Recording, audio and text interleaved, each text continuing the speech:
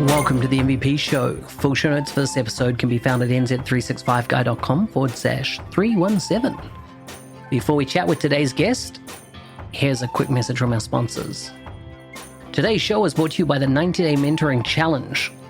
I cover the following key areas to grow your career: communications, consulting, technology, how to engage Microsoft, how to engage in the community, developing your personal brand, and the career paths that you can take in Microsoft business applications. If you want to be mentored in the next 90-Day Mentoring Challenge, please go to nz365guy.com/mentoring and check out the details there. Now let's get on with the show. Today's guest is from Montevideo, Uruguay. She works as a Dynamics 365 HR implementation consultant. She recently became an MVP. She's a Uruguayan, a career switcher, a psychologist. How's that? A private pilot student. So this is going to be interesting to unpack all this. She's the only MVP in Uruguay and the second in the world to get Dynamics 365 HR. I think the other one is in Norway from memory. Correct me though in a moment. She's also a Power Community Ambassador. You can follow her on Twitter, and I'll get her to tell you her Twitter handle in a moment, or on her blog, and we'll find out from her where that address is. Anna, welcome to the show. Thank you very much. It's a pleasure to be here and to share my journey with you. Excellent. Now, you can see I didn't pronounce your full name, so I'm going to get you to give us three things. One, your Twitter handle. Two, your website address, and your full name. Okay, so my full name is Ana Inés Urrutia de Souza, but my Twitter handle is Ana Inés Urrutia, as well as my website, that is anainezurrutia.com. You can find me there. Wow, fantastic. Now, for all of you that didn't write that down and are not certain how to do it, I'll make sure I put those links in the show notes so you can, of course, click on those and see exactly what Anna is up to. So, Anna, it's great to have you on the show. We've been in communication for some months now. Before you became an MVP, you reached out to me. It's so good to see you in the MVP community. And, you know, maybe we can use this time to actually learn a little bit more about you and your country and what happens in your part of the world. So to start with, can you tell us about what you do when you're not working? Well, that's a great question. Well, right now what I'm doing is I'm trying to take advantage of my free time. So what I'm doing is I'm studying private pilot lessons to become a private pilot someday. But my country is kind of nice, so there's lots of things to do in free time, even when we have this situation that is kind of complicated. But it's a great country to live. So let's just talk about COVID. How's COVID affected Uruguay? Okay, so we never had this mandatory lockdown here. We have a moment where people were taking much more care of themselves, not going out. But 1 year later, like this time, we're facing lots of people with virus, not so many vaccines, and that's kind of a bad picture.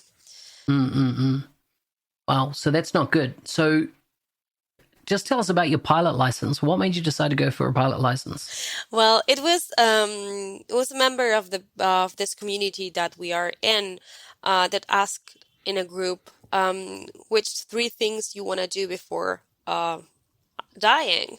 And I thought about that. It was a very moving question for me, and I thought about that.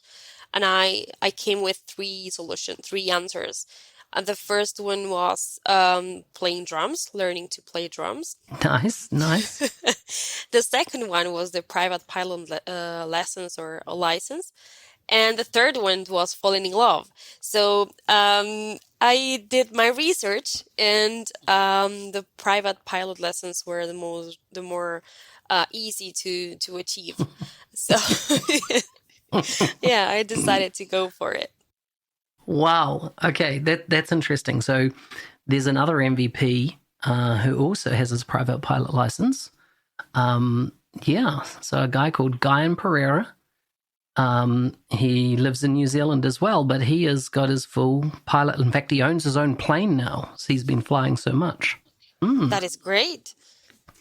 Yeah, yeah. Should reach out to him for any tips. He's an avid flyer. He flies, I'd say, most weekends now since he's owned a plane for 3 or 4 years. So yeah, he's and I think the other one is Gus Gonzalez. I know he started doing his pilot license for a while. Okay, good to I don't know know. if I don't know if he's got it or whether he continued with it, but I definitely know he started looking at getting a pilot license. Yeah. It's a good decision. It's life-changing. How many times have you flown? Well, not so much, to be honest, like 4 hours only. I started in February, um, but I don't drive, so it's kind of a great journey for me because I don't know how to drive a car. So I'm learning from scratch everything, and that's a challenge, but it's great. Awesome, awesome. Do you know the only reason I know about Uruguay, and this is very bad, is very bad. How do you think the only other reference I have in my life to Uruguay? Do you know what it is?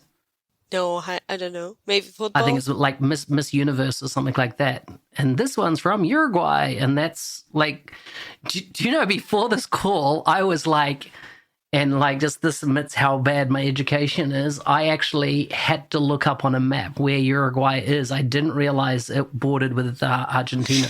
Yeah, we're in between Brazil and Argentina. Yeah. Yeah, but we're a really tiny country, only 3 million people, and a very Wow, that is quiet, small. yeah, very quiet, very calm. It's a country for living your last years of your life. You, yeah. So a lot of people retire there. Yeah. No, I mean it's yeah, yeah, kind of. Have you traveled much outside it?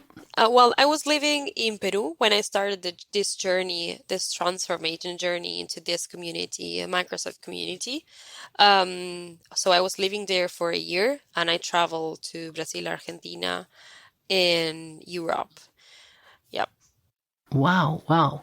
And so once again, a new thing I learned, I had to Google what language did you speak natively? So Spanish. I didn't realize that.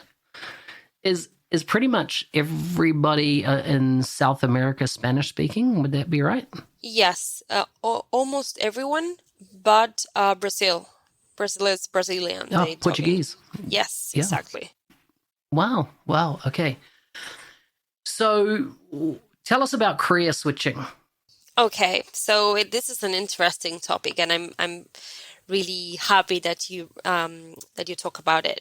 Um, I well, I'm a psychologist. I wanted to be a psychologist for since I don't know, like maybe college, and I realized that I like that kind of career because you can work in several like scenarios.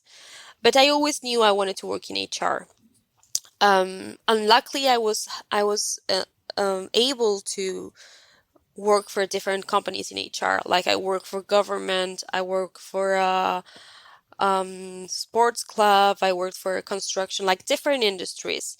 And at some point, I quit my job because I wasn't happy, and the construction company, I wasn't happy at all, and I took a 3 month break. And I decided to look for a job, and I came up with a Microsoft partner company that was hiring for only 5 months, like a replacement or something like that for a maternity leave for HR, like for human resources tasks, hiring and all that stuff, not tech, just hiring. Um, and I applied, I got hired, and the CEO of the company, who I'm really grateful with this comment, he said to me, like, you are way too dynamic and anxious to be part of HR. You need to be part of projects.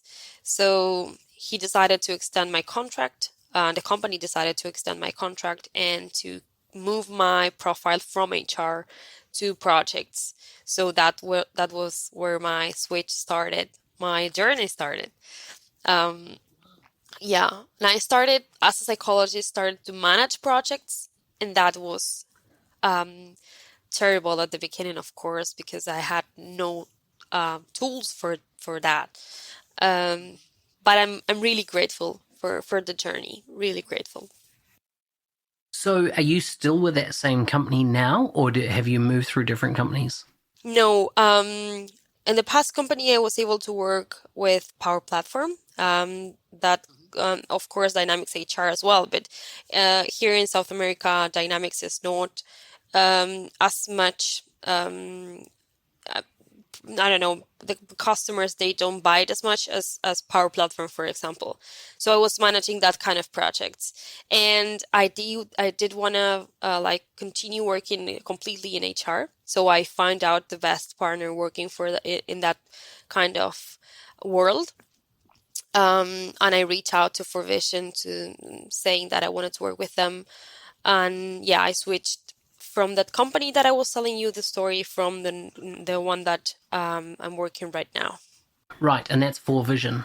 Yeah, exactly. So, and Four Vision's like a multinational company, right? It operates in a few countries. Yes, yes, they are spread all over the world. So are you involved in projects just in Uruguay or more international? No, we don't have projects here. I mean, South America is not an aim for Dynamics HR, I think. I mean, I hope so, but I need to be honest. I'm working with projects that are all over the world. Yeah, not in my time zone, so I have some challenges there. I need to wake up very early. Yeah. Do you have any kind of tips for working in the scenario where you're working in different time zones? What have you found works well? How do you keep sane? How do you make sure you kind of go outside and live and not just be on conference calls all the time? Um, I've learned this. I just started implementing, but my tip number one is to block calendar from like 4 a.m. for till 8 a.m. and put like a message like this: I'm sleeping, please don't schedule meetings. Um, so I try to be very respectful of my sleeping time, because the rest of the day I'll be useless if I don't sleep well. And if I have to wake up early because it's a commitment that we have with the client, after that I have a nap, like a middle morning nap. Yeah, I understand that. But 4 hours doesn't seem like long enough sleep, only from 4 a.m. to 8 a.m. No, it's just because I know that they won't schedule anything before that. So yeah, yeah. But it works. It's working. Yeah. Good, good. So how did you come to be an MVP? What was the process? It was great. It was awesome. When I started working in Dynamics HR in the previous company I was working for, I reached out to Malin. That's the other MVP that is for HR. And she was very helpful, and we started talking, like every day and discussing of course um, technology, but also about life. And she invited me to the Badger, and we started, building their kind of community. Yeah, I'm a part of that group, and it was It's an crazy. interesting group, isn't it? It is. It is. Yeah, that's the right word. And I started joining because it was really weird. I was living in Peru and they were all in the other side of the world, but I still there, like talking and sharing.